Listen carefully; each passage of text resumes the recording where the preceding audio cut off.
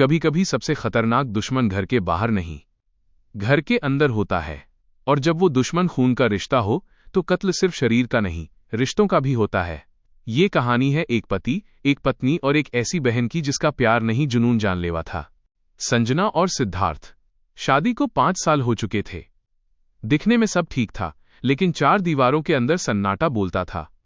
एक हादसे ने संजना को अंदर से तोड़ दिया था। वो मां नहीं बन पाई। धीरे धीरे उसका गुस्सा, उसकी चुप्पी सिद्धार्थ को उससे दूर करने लगी।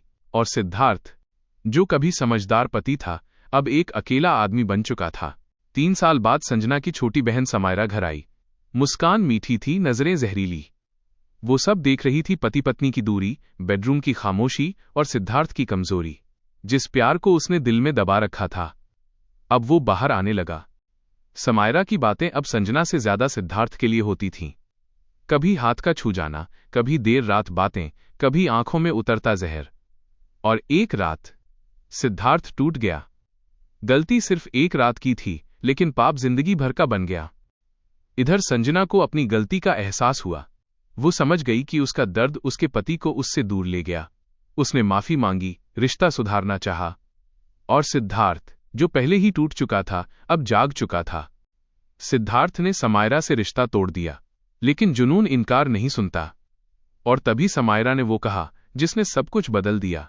समायरा हंसी और बोली, जिस दिन संजना का बच्चा गिरा था, वो हादसा नहीं था, वो दवा, वो रात, सब मैंने किया था, क्योंकि अगर वो मां बन जाती तो तुम कभी मेरे नहीं होते।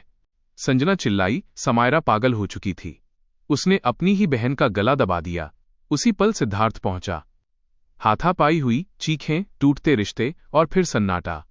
समायरा जमीन पर पड़ी थी, सांसें रुक चुकी थीं। 3 लोग, तीनों दोषी।